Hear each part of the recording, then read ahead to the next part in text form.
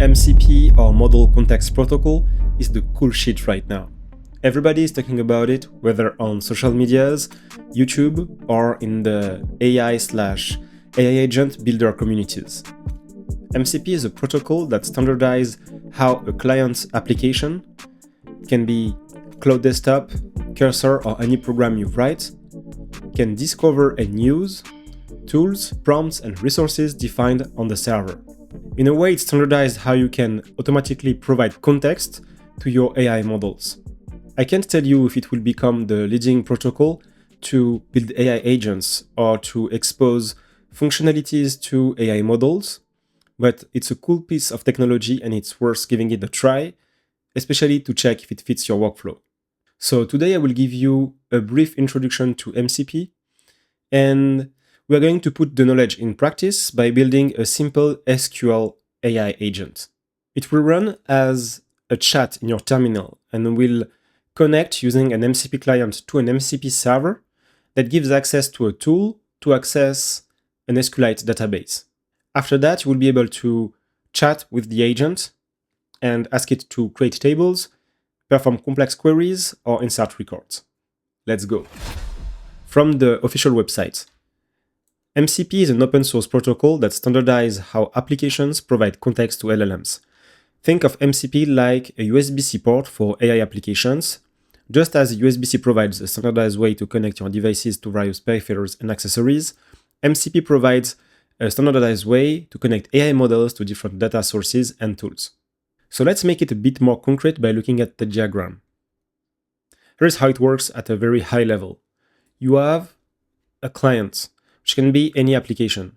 Cloud, IDs such as Cursor of Windsurf or VS Code, and tools or programs that you write. Now, you have a server or multiple servers that encapsulate how you interact with their data sources, for instance, or other APIs. So you have server A, B, and C that encapsulates how you use data source A, B, and C provides access to a remote service on the internet. Now, using the MCP protocol, the client will automatically discover all the tools and functionalities defined on the MCP server, and your client application will automatically be able to use those tools without you to define any specific functions to run those particular services. To make it even more concrete, if you are used to build APIs with, let's say, Fast API, defining an MCP server is like defining an API with an open API specification.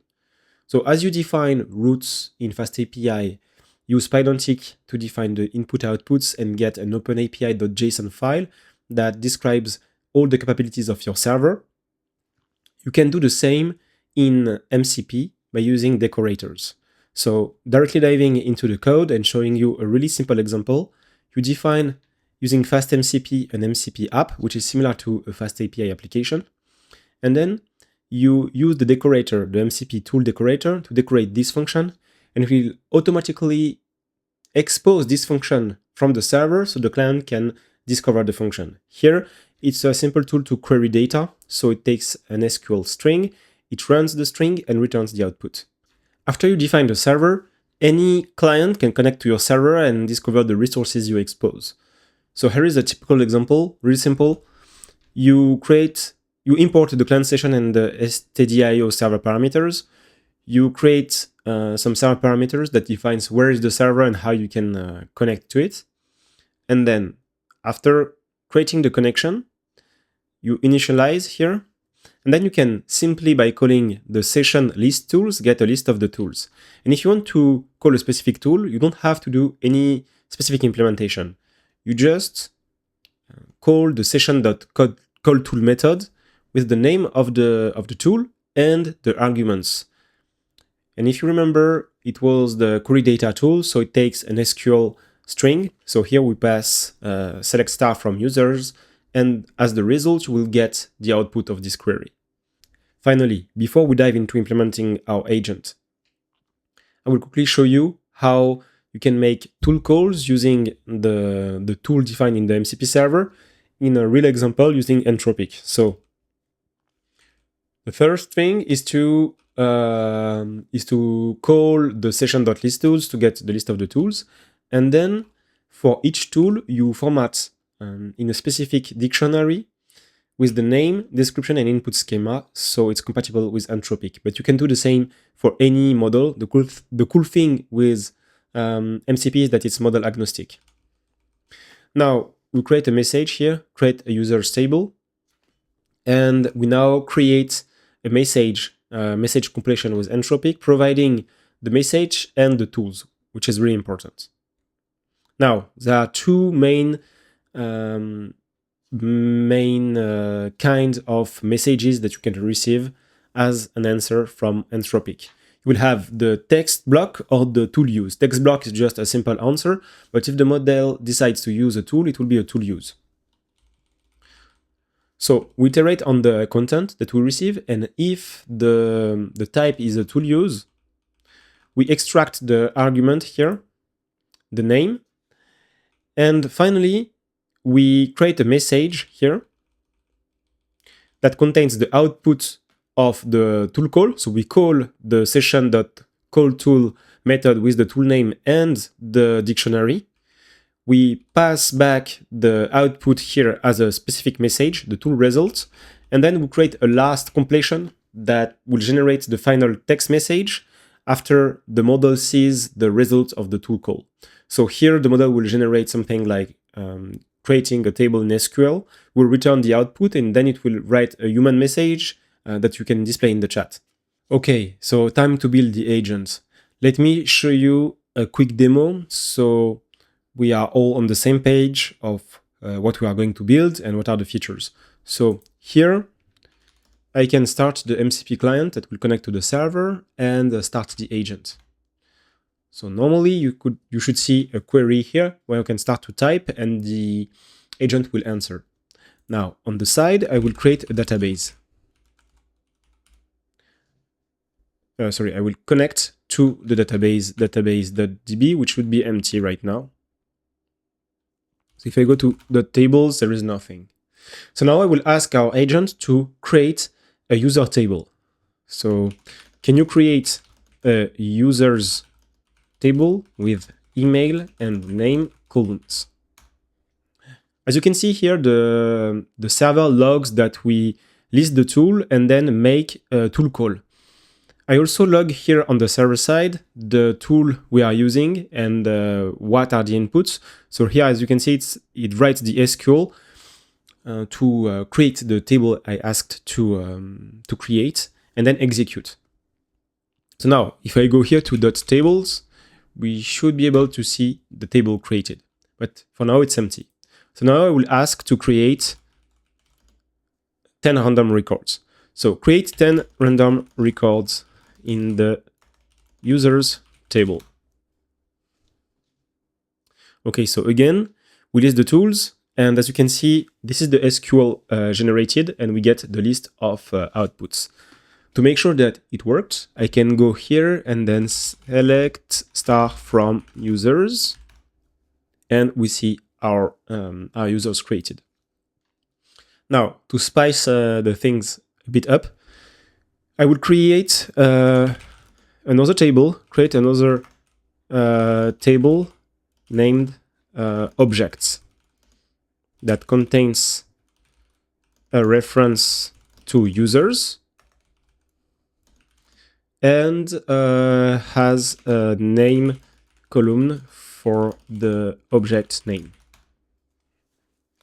So I want to create another table that is linked to the users, so then we can make the AI generate a join request to see that it works with more complex queries. So let's see here. What do we have? We have the users and objects. So now insert in objects between 2 and 5 records for each user, and choose in this list of objects. We'll have a table, chair, mug, phone, and a fork, let's say. So we have 5. Let's see what it does. So as you can see, it first executes an SQL query to get all the users' IDs. Now I can say, perfect, now please execute the object insertion.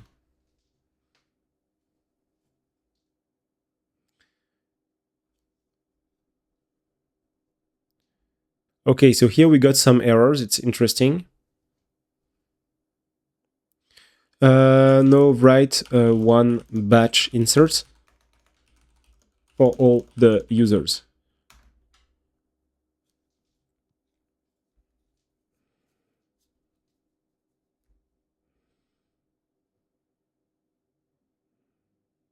Okay, so now it worked. If I do a select star from objects, what do we get? We get all the objects inserted. But now it's time to make a more complex query. So here we can say, please give me for each user the count of objects.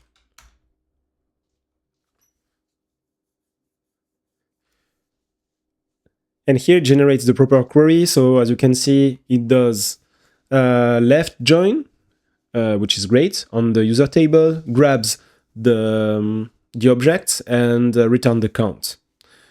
So here you can see John Smith, 3 objects, Emma Johnson, 4 objects, and so on. So that's really cool. Now we can do also the opposite, just for fun. So now, for each object, give me the count of how many users it is linked to. So now the other way around, one for each object, the count of how many users it's linked to. So chair to 8 users, table to 6, phone to 6, and so on. So that's it for the demo. Now you see we have an agent here that's able to generate SQL requests and execute them on the MCP server to execute the statement and get the output. The cool thing is that our client does not know about the SQLite table. It doesn't have to be able to connect to it. The MCP servers knows how to interact with it. Our client just have the capability to call function call, and the MCP server takes the responsibility to execute it properly. So time to dive into the code. We first inspect the MCP server. It's really similar to what we did before, what we took a look before. So we have the SQLite import, the logger, and the FastMCP, which is similar to FastAPI. It's how we create the app, or if you want, the server for the MCP. Now, it's really simple. You can create a function. You decorate the function with the tool, and it will automatically be exposed to the client as a tool you can call. So here, the query data. As you can see here, we log the query that the client sent to our server. Then we create a connection to the database, execute the connection, finally close. Here I'll show you a quick example of a prompt. It's something else you can expose to the client. So it's a prompt that you format on the server and send back to the client. It's useful if you have specific prompts that are tuned to work well with your tools, maybe, and you want to expose them to the client. I don't use it in this example, but here is how you can define a prompt and expose it with the MCP server. And finally, we in the main function we run the MCP server using as a transport std.io. So it will work basically on the same computer. The client will be able to connect to this server using this transport method. Now let's take a look at the client code. So here we create an Anthropic client and we define our server parameters. So here we specify how to connect to the server. Here we have the command Python ndargs, which are the server.py. Here the example is local, but keep in mind that a server can be exposed over the internet. Then we create a chat class. So it will be the main class that will handle the chat and the chat interactions. So we have message, it's the list of message in the chat, and the system prompt. So you are a master SQLite assistant. Your job is to use the tools at your disposal to execute SQL queries and provide the results to the user. Now, if we go there, we have the main function, which is run. Run initiates the connection to the MCP server and then start a loop session. Sorry, a chat loop by providing the session. So the chat loop is just a while loop that keeps processing user queries and use the session to retrieve tools and execute function calls. As you can see here, we have the while true, we get the query as an input, and then we append the message from the user and we call process query. So process query is where the magic happens. So as before, we get all the available tools and we format them for Anthropic, and then we generate the first message. So with the list of message and the tools available. Now, here for content in the content of the first response from Anthropic, if it's a text block, we just append the message to the assistant block here. And if it's a tool use, we extract the name, the input, and we make the function call. Then we append the result of the function call to the list of messages and we generate the final message. Finally, we print the text of the final message so we can show the user the final output formatted by the LLM in, let's say, a chat format. And that's it. So this function just create a chat instance. Then we run asyncio.run with the chat function run, and then we start. And the loop keeps running until you quit the terminal. So that's it. Today, we saw what is MCP and why everybody is excited about it. And we saw how to use it by building a simple AI SQL agent that use an MCP client to connect to an MCP server and discover a tool, the SQLite tool, to execute SQL statements. So that's very cool, but stay tuned because in the future videos, we'll dive deeper into AI agents. We'll build more complex agents that are able to make branching decisions, so choose between multiple tools and loop until a goal is reached. So it won't be just a simple user message and assistant response. The assistant will be able to make multiple steps by using multiple tools to converge to a solution to a problem. So stay tuned and see you in the next one.